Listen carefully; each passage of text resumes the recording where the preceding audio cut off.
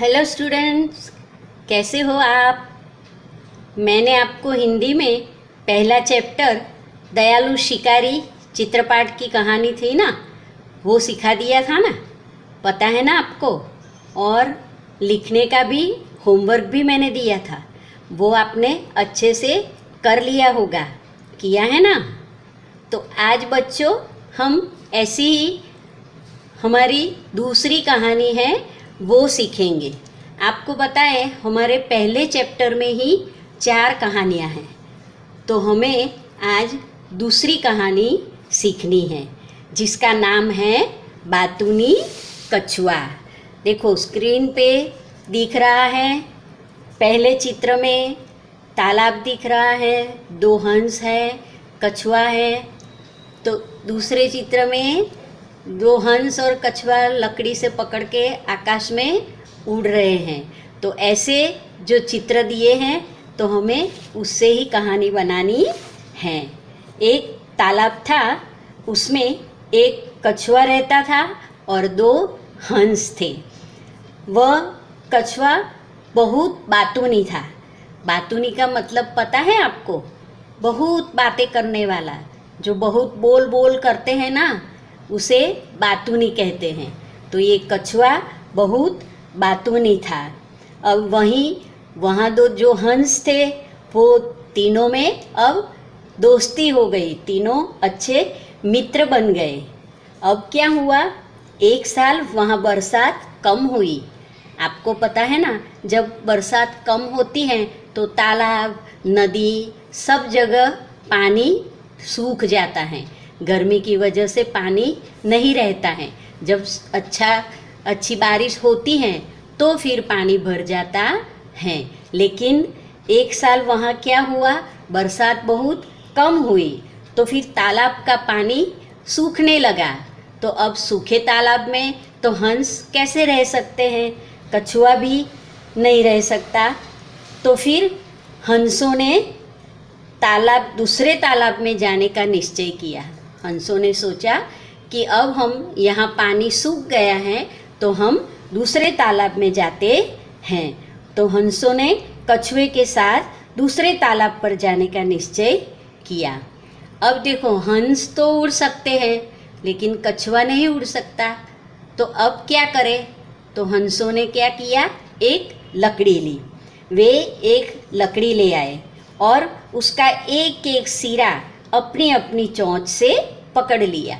सिरा यानी लकड़ी का लास्ट का भाग जो होता है ना, छेड़ा जो बोलते हैं, वो लास्ट के भाग में हंसों ने चोंचों से पकड़ा।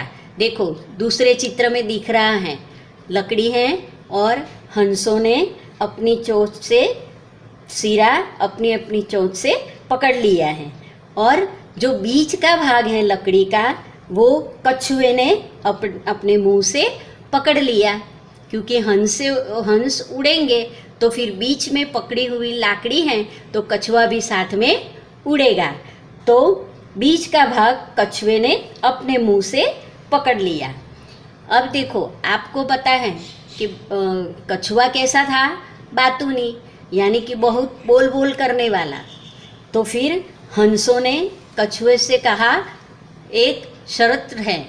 तो कछुए ने कहा क्या शर्त है? तो हंसों ने कहा भाई तुम रास्ते में बोलना मत, क्योंकि हंसों को पता था कि ये तो बातूनी है, रास्ते में बोल पड़ेगा। तो हंसों ने बोला अगर तुम रास्ते में बोलोगे तो लकड़ी मुंह से छूट जाएगी और तुम नीचे गिर पड़ोगे। आपको पता है ना, लकड़ी ऐसे मुंह से पकड़ी है तो बोलने के लिए मुंह खोले तो फिर लकड़ी से वो मुंह से लकड़ी छूट जाए और कछुआ नीचे गिर जाए। ऐसा हंसों ने कछुए से कहा। अब दोनों हंस कछुए को लेकर उड़ने लगे आकाश में, ऊंचे ऊंचे उड़ने लगे और जाने लगे। अब रास्ते में क्या हुआ, एक गांव आया। अब गांव के लोग इस प्रकार कछुए को लेकर उड़ते हुए हंसों को देखने के लिए जमा हो गए। अब देखो ऐसे आकाश में कुछ भी ऐसे हम भी देखते हैं तो सब लोग ऊपर देखते हैं ना, और सब जमा हो जाते हैं, अरे ये कैसा, दो हंस और कछुआ ऊपर उड़ रहे हैं। तो ऐसे ये गांव के लोग भी इस प्रकार कछुए को लेकर उड़ते हुए हंसों को देखने के लिए सब जमा हो गए। अब क्या हुआ, लोगों को देखकर कछुए से तो चुप न रहा गया। अब कछुआ बातूनी था, सबके साथ बात करने की उनकी आदत थी, तो उनको मन हो गया बात करने का। तो फिर लोगों को देखकर कछुए से चुप न रह गया, तो उसने बोलने के लिए अपना मुंह खोला। कछुए ने क्या किया, बोलने के लिए अपना मुंह खोला, और जैसे ही मुंह खोला उसी समय लकड़ी उसके मुंह से छूट गई और वह कछुआ जमीन पर गिर पड़ा और मर गया। देखो तीसरे चित्र में दिखता है, नीचे गिर गया है कछुआ। आपको पता है ऊपर आकाश से कोई नीचे गिरता है तो कोई बच पाता नहीं है। तो ऐसे कछुआ भी जमीन पर गिर पड़ा और मर गया।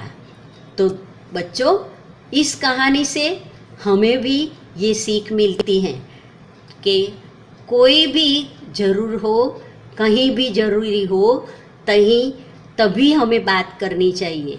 ऐसे ही बोल बोल ज़्यादा बोलना नहीं चाहिए। जहाँ ज़रूरत हो वहाँ बोलना चाहिए, और जहाँ ना बोलना हो वहाँ हमें चुप रहना है।